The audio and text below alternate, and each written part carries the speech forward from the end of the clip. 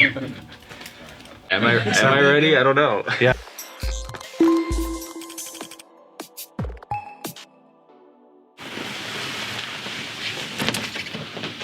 Oh my god. Oh my god, you got the T-virus. Yeah. I mean, like the vial. Yeah. This is amazing. Yeah. Oh my god, you got the... It says Inkribbon on it. Whoa, is that an LCD panel? It is. Holy crap, you guys like pulled out all the stops. Yeah. This is amazing. Tried to do whatever we could for you, man. And that LCD panel, you can program it to put whatever you want on it. So what we did by default is these panels are implemented and marketed to provide like PC information as far as temperatures, clock speeds on the CPU, the GPU, whatever you want. It works in tandem with software by the name of AIDA. And you license it, and then you can program it to really whatever you want to do. But it does require like a certain level of DPI programming for it to scale properly, which Zack worked on himself to make sure that it translates. So if you don't really care to have like the specifications of clock speeds and temperatures, you can change it to whatever you want. Listened to all your feedback when we originally got together to discuss the kind of theme that you were after. So clean laboratory look, right?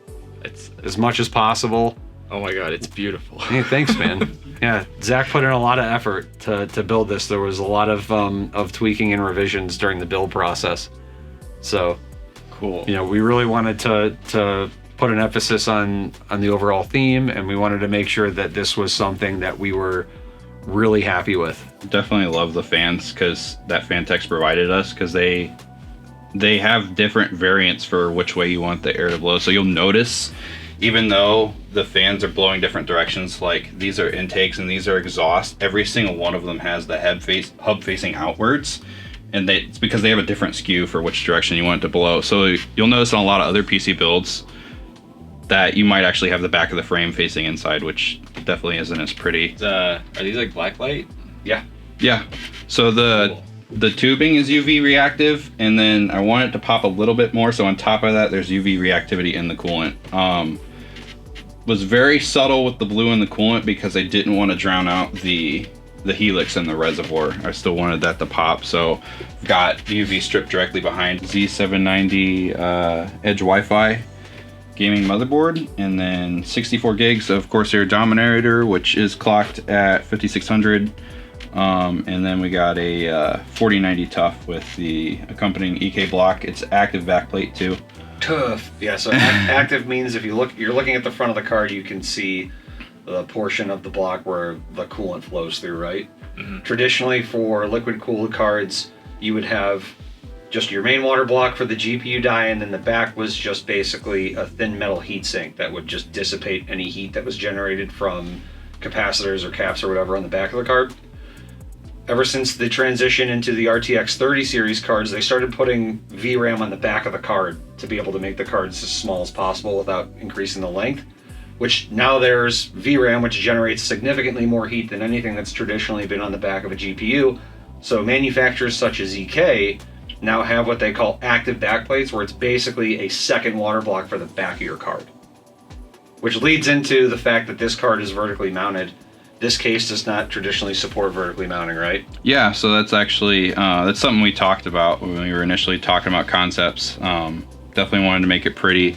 So yeah, this case doesn't support vertical mounting. So that didn't stop us, we made it happen. Yeah, I scoped out some brackets because I wanted to start with something off the shelf, at least for the bracketry, because that makes the measurement side of things a little simpler. So I ended up using a Lee & Lee bracket, and then they had a mesh right here, which I just cut out and I grommeted. And then since this case has this lovely back cover, it kind of, when that's closed, that kind of just blends in. Another thing is drilled out all the rivets so I could get that panel out right there, and then cut that rectangle for the screen, painted it. I ended up painting it 3 different times because white's a very difficult color to match. But I finally landed on a color that I felt like was close enough, you know, because there are variations of white. I felt like it finally fit in before it was like a yucky cream. But so you're actually the first person that's going to be getting one of these screens. So this is something we've been developing in-house for several months, kind of getting the kinks out of it. It's difficult to get working correctly, and I've found out why a lot of our competitors don't really offer them setup. They just kind of allude to, oh, we have a screen. They don't show anything being done with it because it's very difficult to set up. We're actually shipping this with pre-made profiles. We're using AIDA, as Joe mentioned earlier. We're doing the hard part, essentially. It's hard to make the profiles, so we're making the profiles, we're shipping that with the screens. And yeah, this is our AVA light theme. I chose that because, you know, it went with the T-Virus theme pretty well. But yeah, you'll see on the desktop where there's like a whole assortment of themes and stuff you can load. It's a pretty short readme of how to load them. And the cool thing is you'll be using this for video editing as well. So that screen might come into play with you seeing how the PC reacts to certain projects that you're working on as far as like VRAM consumption, memory consumption. Those are the two things I tend to really pay attention to anytime I'm doing any kind of editing work, just to make sure that you start to strike a balance between when I do this kind of work, it's consuming more VRAM, and when I do this kind of work, it consumes more system memory. Good to know. Yeah, you could use it for whatever else too, though. Like if you wanted some sort of sidebar on there, that's useful. Or if you just wanted an animated picture or whatever, you can put whatever you want. I mean, it functions like a monitor, essentially, in software. You can treat it just like a Windows monitor. So, you know, if you wanted to, you can just turn off the stat screen and put whatever you want up there. The system, we got the 13900K processor with MSI Z790 Edge Wi-Fi. We got 64 gigs of Dominator at 5600 megahertz. And we got the ASUS 4090 Tough. We have the EK with, block with the active backplate for that. And then on top of that, we also have an Elgato in there, which you requested, which you can't really see it on camera, but it's just tucked right back there. We got the Chrome Bits power fittings because that's kind of a carrying theme with little hints of chrome here and there. The reason why we use Bits power fittings is they are by far the most durable hardline liquid cooling fittings you can use. Alrighty, so I'm sure you've seen all the footage about that one, and talking with Kai as a big Resident Evil fan as well, we wanted to have different options. So not everybody can afford, you know, an Umbrella Laboratory to create your, you know, weapons of mass destruction to, you know, turn everyone into zombies, or, you know, the Ouroboros. I'm pretty sure I butchered that. And you know, Las Plagas, but you get what I'm saying. So you can have the Outbreak Aftermath, or the green herb to, you know, heal yourself. But we did have different options, and this was actually at Kai's recommendation. So Kai, you want to say a little bit? When they first reached out to me, I got really excited, as you guys know, and I was like, okay, I'm going to design a couple different ideas, and I thought they were just going to do one, but as you can see, there's multiple. So obviously the T-Virus, super cool laboratory umbrella themed, but then I also, and there's a lot that you didn't see that just didn't work. Like there was like a whole typewriter Inkribbon thing that just, but this one is green herb themed. So like, you know, the whole like Rebecca Chambers healing, you know, health, first aid spray, whatever you want to call it. If that's your aesthetic as a Resident Evil fan, you're more of like the healer type, then this one's perfect for you.